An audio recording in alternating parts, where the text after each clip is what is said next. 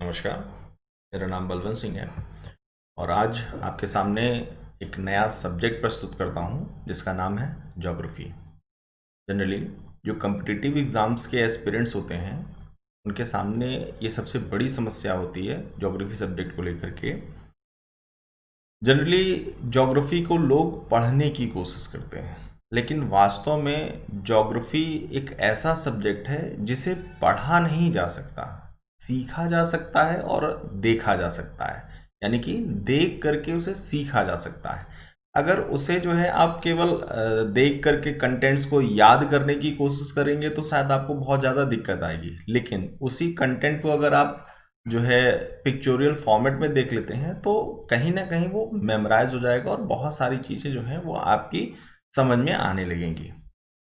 यहाँ पर जो हम लोग सब्जेक्ट स्टार्ट कर रहे हैं ज्योग्राफी का, उसमें सिर्फ एक कंडीशन है और वो कंडीशन ये है कि यहाँ पर कोई भी चीज़ सडन नहीं होती। यानी कि अचानक से कोई भी चीज़ नहीं होगी। जैसे अगर कह दिया जाए कि पृथ्वी थी तो पृथ्वी नहीं थी। अगर इसकी शुरुआत देखी जाए तो सबसे पहले हमारा यूनिवर्स बनता है और उसी यूनिवर्स से ही बनेंगे बहुत सारे स्टार्स। उन्हीं स्टार से बनेगा जो है गैलेक्सी, और गैलेक्सी से फिर आगे चल करके प्लैनेट्स और डिफरेंट डिफरेंट चीज़ें आएंगी। तो ये एक तरह से पूरा सीक्वेंस चलता है। तो आप लोगों से सिर्फ एक छोटी सी रिक्वेस्ट यही होगी कि इस सब्जेक्ट को रिस्पेक्ट दीजिए, समझने की कोशिश करिए। बहुत अच्छी तरीके से समझ में आएगा क्योंकि बहुत ही अच्छा सब्जेक्ट है ये। देखिए, सबसे पहले बात आती है कि यूनिवर्स कैसे बना। तो इसके बारे में बहुत सारी रिसर्च चली और उस रिसर्च में बहुत सारी थेरीज भी निकल के आई, लेकिन उन थेरीज की कोई भी वैल्यू आज के समय में नहीं है, सिर्फ एक को छोड़ करके।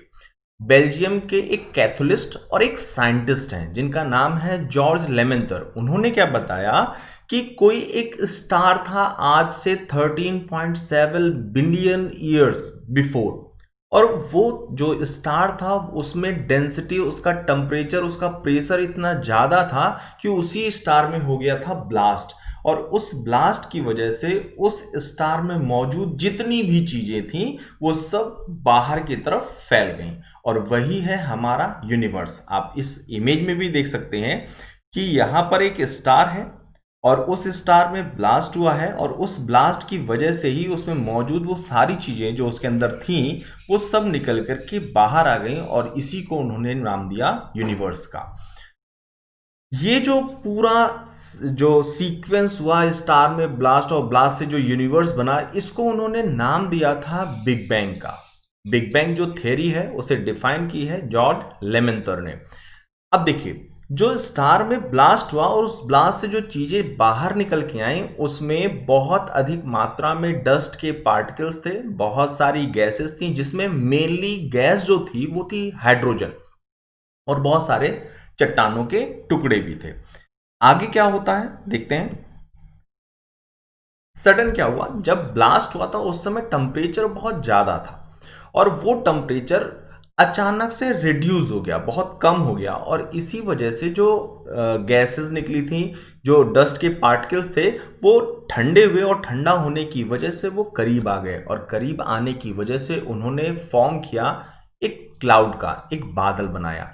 जिस बादल को उन्होंने बनाया था उस बादल को कहते हैं नेबुला। यानी कि यहां पर देखिए बहुत इंपॉर्टेंट बात है, नेबुला क्या है तो गैसियस क्लाउड है। और इसी गैसियस क्लाउड, चूंकि ये ठंडा हो चुका था, इस वजह से इसके जो मॉलिक्यूल्स थे गैसेस के वो आपस में अट्रैक्ट होने लगे, और इन्हीं अट्रैक्शन की वजह से, यानी कि ग्रेविटेशनल फोर्स की वजह से आपस में चूंकि वो चिपकने लगे, और इसी की वजह से चार हाइड्रोजन मिल करके एक हीलियम बनाने लगे। और जब चार हाइड्रोजन मिल करके एक हीलियम बनाते हैं तो इस प्रोसेस को कहा जाता है न्यूक्लियर फ्यूजन। और इस न्यूक्लियर फ्यूजन से दो चीजें निकल रही थी, पहला हीट और दूसरी थी एनर्जी। अब इस हीट वाले पार्ट को अभी हम थोड़ी देर बाद देखेंगे। सबसे पहले देखते हैं एनर्जी का। आप सभी लोगों को ये पता होगा कि जो एनर्जी है ना तो उसे बनाया जा सकता है ना उसे खत्म किया जा सकता है। जो एनर्जी है वो केवल ट्रांसफॉर्म हो सकती है, बदल सकती है, और बाकी उसके साथ में कुछ भी नहीं किया जा सकता। तो चूंकि यहाँ पर जो न्यूक्लियर फ्यूजन हो रहा था, उस न्यूक्लियर फ्यूजन से जो एनर्जी रिलीज हो रही थी, ये एनर्जी जो है वो ग्रेविटेशनल फोर्स में कन्वर्ट हो रही थी। और इसी ग्रेविटेशनल फोर्स की वजह से जो हाइड्रोजन थे वो आपस में जुड़ते जा रहे थे, हीलियम बनाते जा रहे थे। मतलब न्यूक्लियर जो फ्यूजन था वो लगातार होता जा रहा था। और इसी न्यूक्लियर फ्यूजन की वजह से अभी मैंने बताया कि दो चीजें जो निकल रही थी, एक थी आपकी हीट और एक आपकी एनर्जी। क्योंकि एनर्जी बार बार ग्रेविटेशनल फोर्स में कन्वर्ट होती जा रही थी, तो ये वाला आप टॉपिक खत्म करते हैं। अब आ जाते हैं हीट पे। जब भी किसी चीज को हीट मिलेगी तो वो साइन करने लगती है, और जब कभी भी कोई भी चीज अपनी ही एनर्जी से साइन करती है तो उसी को कहते हैं स्टार। देखिए यहां पर फॉर्मेशन हो गया है एक स्टार का, और ये जो स्टार बना है वो चूंकि शुरुआती दौर थी, इस वजह से इसी तारे को नाम मिला प्रोटो स्टार, यानी कि आदि तारा। यहां तक समझ में आ गया हो तो ही आगे कंटिन्यू करिएगा, वरना फिर से इस वीडियो को शुरू से देखिएगा, समझना जरूरी है। टॉपिक क्लियर नहीं होगा तो आगे की चीजें समझने में आपको बहुत दिक्कत होगी। यहां पर बहुत सारे क्वेश्चन पूछे जाते हैं, जैसे किसी भी तारे की एनर्जी का सोर्स क्या है, तो वो एनर्जी जो कहां से आ रही है, तो वो न्यूक्लियर फ्यूजन से आ रही है। दूसरा यहां से जो क्वेश्चन पूछा जाता है वो ये कि किसी भी तारे के लिए फ्यूल का काम कौन करता है, तो याद रखिएगा फ्यूल का काम करता है हाइड्रोजन। तीसरा यहां पे क्वेश्चन पूछा जाता है कि जो शुरुआती तारा था, यानी कि प्रारंभिक अवस्था में अगर कोई तारा होता है तो उसे क्या कहते हैं, तो उसे कहते हैं आदि तारा, या उसे कहेंगे प्रोटोस्टार। अब देखिए, जो स्टार जिसका साइज जितना ज्यादा बड़ा होगा उसकी लाइफ उतनी ही कम होगी। क्वेश्चन बन गया यहां से कि किसी भी तारे की जो लाइफ होती है वो किस पे डिपेंड करती है, तो वो उसके आकार पर पूरी तरीके से डिपेंड करती है। आकार छोटा होगा लाइफ ज्यादा होगी, आकार बड़ा होगा लाइफ छोटी होगी। अब देखिए, एक ऐसी स्टेज भी आएगी जहां पर जो पूरा का पूरा हाइड्रोजन है वो खत्म हो जाएगा, और जब हाइड्रोजन खत्म हो जाएगा, उस तारे को कहीं पर भी फ्यूल नहीं मिलेगा, तो उस कंडीशन में जो तारा था वो बहुत तेजी से सिकुड़ना शुरू हो जाएगा। और जब वो तारा सिकुड़ना शुरू हो जाएगा तो उस तारे में चूंकि उसके न्यूक्लियस में मौजूद जो गैस थी वो थी हीलियम। हाइड्रोजन जो है वो किस में कन्वर्ट हो रही थी, हीलियम में। और हीलियम कहां पर है, तो न्यूक्लियस में। हाइड्रोजन कहां है, तो वो न्यूक्लियस के बाहर है, केंद्र के बाहर वाली जो बॉडी है वहां पर हाइड्रोजन है, और वही हाइड्रोजन खिंच करके आ रहा है न्यूक्लियस के पास में, और वहीं पर जो हाइड्रोजन है वो हीलियम में चूंकि कन्वर्ट हो रहा है तो वहीं से जो है वो हीट और एनर्जी रिलीज हो रही है। अब चूंकि एक ऐसी स्टेज आई जहां पर जो पूरा हाइड्रोजन है वो खत्म हो चुका है, और इसी वजह से वो जो तारा है वो सिकुड़ने लगता है, और सिकुड़ने की वजह से उसका जो डेंसिटी है वो बढ़ने लगती है, उसका टेम्परेचर और प्रेशर दोनों ही बढ़ने लगता है, और इसी वजह से उसके न्यूक्लियस में मौजूद जो हीलियम था वो कन्वर्ट होता है कार्बन में, और वो कार्बन फिर फाइनली कन्वर्ट होने लगता है एक हैवी मेटल में, और वो हैवी मेटल कौन सा है, तो वो है आयरन। और जब कभी भी आयरन को आप गर्म करेंगे तो वो लाल रंग का हो जाएगा, और इस तरह से जो प्रोटोस्टार था वो अब बन गया है एक दूसरा तारा जिसको कहते हैं रेड जिएंट स्टार, यानी कि लाल रक्त दानव तारा। यहां पर देखिए क्वेश्चन कैसे पूछता है कि रेड जिएंट स्टार कब बनता है, तो यहां पर आंसर है कि जब किसी तारे का पूरा फ्यूल यानी कि हाइड्रोजन खत्म हो जाता है तो वो तारा कन्वर्ट हो जाता है रेड जिएंट स्टार में। दूसरा क्वेश्चन पूछा जाता है कि रेड जिएंट स्टार के न्यूक्लियस में कौन सा मेटल पाया जाता है, तो मेटल होगा आयरन का। तीसरा क्वेश्चन पूछा जाता है कि रेड जिएंट स्टार के न्यूक्लियस में कौन सी गैस होती है, तो वो गैस होगी आपकी हीलियम की।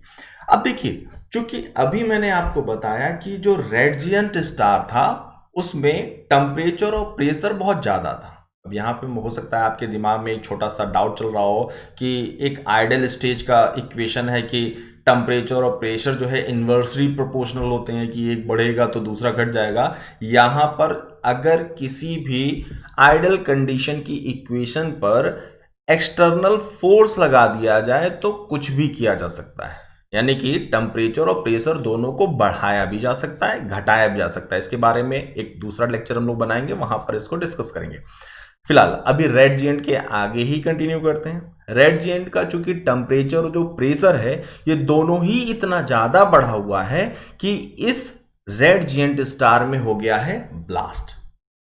थोड़ा सा ध्यान दीजिए, सबसे शुरुआत में भी हम लोगों ने क्या पढ़ा कि स्टार में ब्लास्ट हुआ तो उससे यूनिवर्स बना, यानी कि वैसा ही कुछ ब्लास्ट यहां पर भी हो रहा है। अगर यहां पर भी ब्लास्ट हो रहा है तो इसका मतलब जो हमारा यूनिवर्स बना है वो किसी ऐसे तारे से बना है जो कि रेड जीएंट स्टार था, यानी कि लाल रक्त दानव वो तारा था।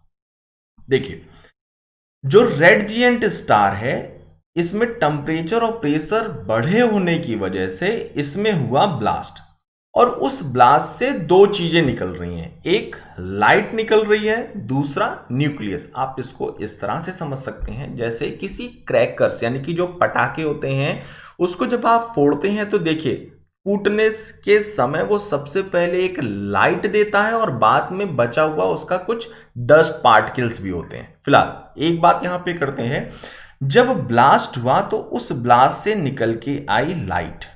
एक एक पार्ट देखिएगा, जो लाइट निकल के आई, अगर वो लाइट सन की जो लाइट है, सन की लाइट कितनी है तो 20 मैग्नीट्यूड होती है, अगर वो लाइट सूर्य के प्रकाश से ज्यादा है, यानी कि 20 मैग्नीट्यूड से अगर वो ज्यादा है तो उसे कहते हैं सुपरनोवा स्टार। लेकिन अगर रेड जीएंट में ब्लास्ट के समय वो जो लाइट निकल के आई है वो लाइट अगर सन की लाइट से कम है, यानी कि 20 मैग्नीट्यूड से कम है, तो उसी को कहते हैं नोवा स्टार। अब क्वेश्चन पूछेगा कि सुपरनोवा स्टार क्या होता है, तो उसमें सिंपल सा आंसर है कि स्टार में जो ब्लास्ट हुआ, ब्लास्ट से जो लाइट निकली वो लाइट अगर सन की लाइट से ज्यादा है तो वो सुपरनोवा, अगर वो सन की लाइट से कम है तो वो बन गया नोवा। अब देखिए, यहां पर ब्लास्ट में लाइट तो निकली, इस वाले पूरे फेस को आपने यहां पर तो देख लिया, लेकिन इसी ब्लास्ट से जो बचा हुआ उस स्टार का न्यूक्लियस है, उस न्यूक्लियस में चूंकि न्यूट्रॉन्स की मात्रा ज्यादा होती है और इसी वजह से उसी न्यूक्लियस को एक नया नाम मिल जाता है, वो है न्यूट्रॉन स्टार। देखिए, बहुत सारे यहां पे स्टार्स आपने देखे, प्रोटो स्टार देखा, रेड जीएंट स्टार देखा, सुपरनोवा स्टार देखा, नोवा स्टार देखा।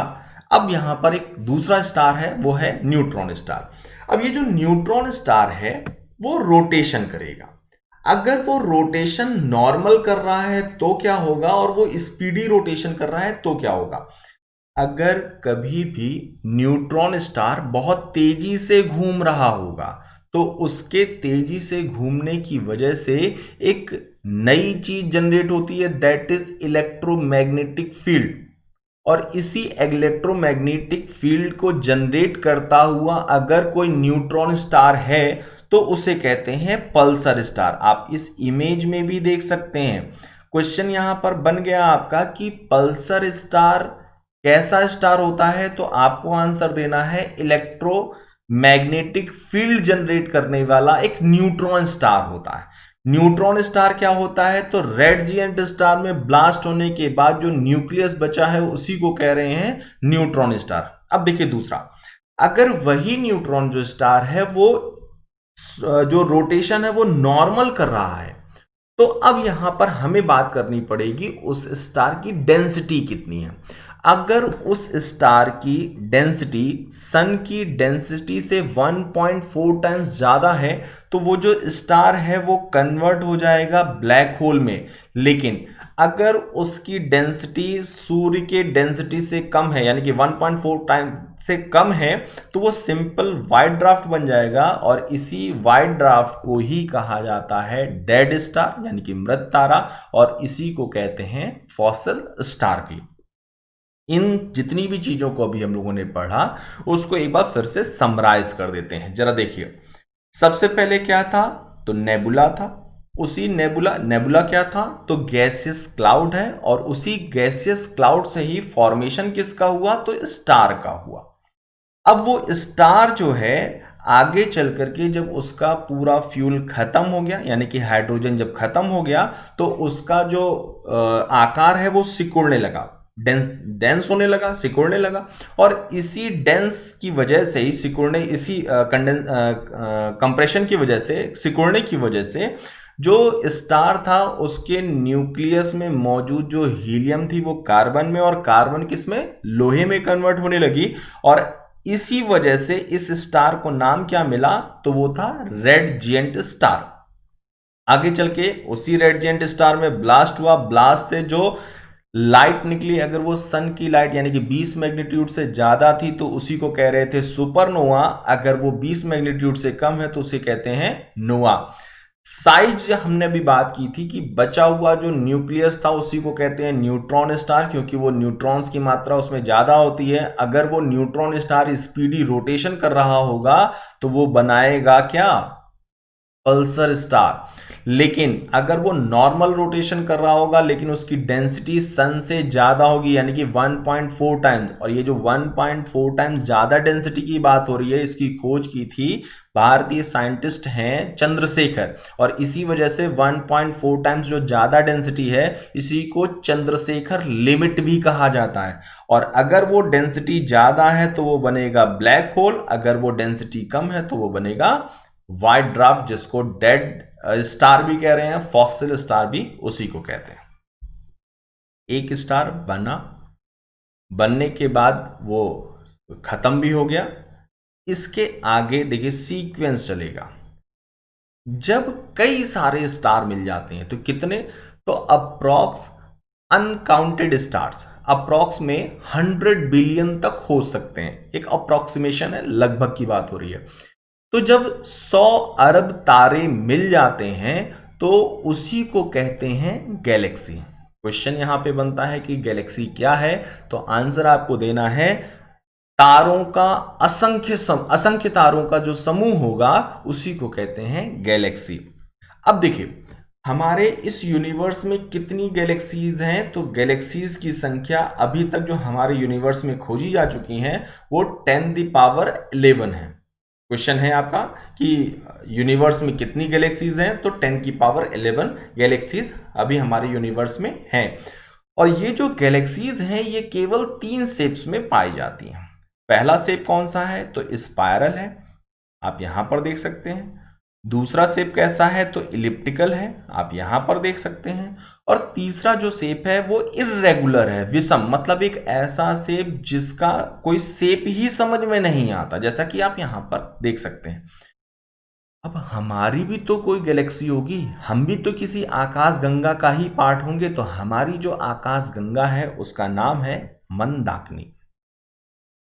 मंदाकिनी में एक ब्राइटेस्ट स्टार की स्ट्रिप पाई जाती है, चमकीले तारों की एक पट्टी पाई जाती है, और इसी वजह से मंदाकिनी को एक नया नाम मिल जाता है, वो है मिल्की वे, यानी कि हिंदी में कहते हैं उसे दुग्ध मेखला।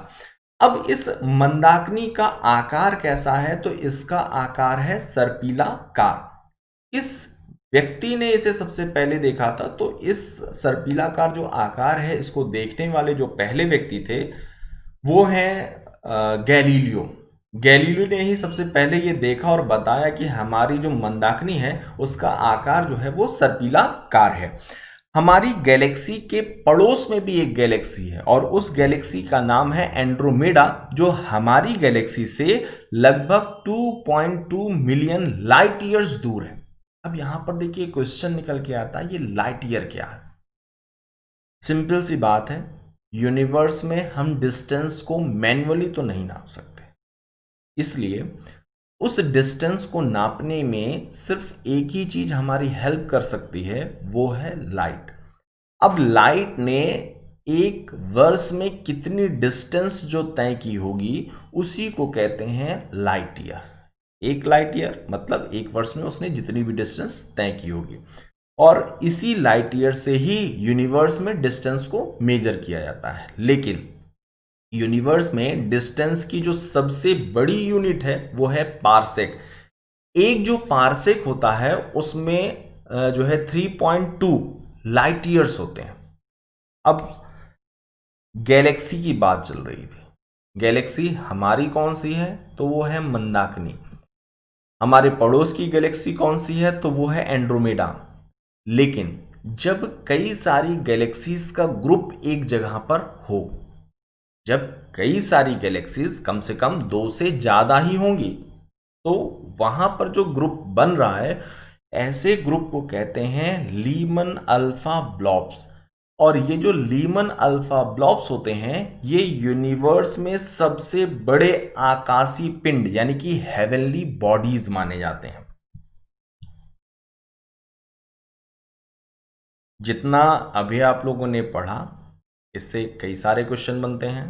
आगे इसी का डिस्कशन हम लोग कंटिन्यू करेंगे अगले लेक्चर में।